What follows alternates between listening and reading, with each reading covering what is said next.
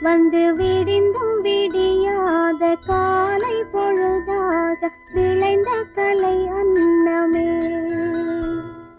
நதியில் விளையாடி கொடியின் தலை சீவி நடந்த இளம் தென்றலே.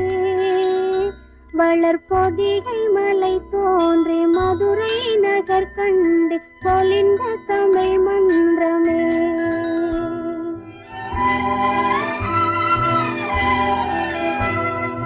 மலர்ந்து மலராத பாதி மலர் போல வளரும் விழி வண்ணமே. வந்து விடிந்தும் விடியாத காலை பொழுதாக விளைந்த கலை அன்னமே.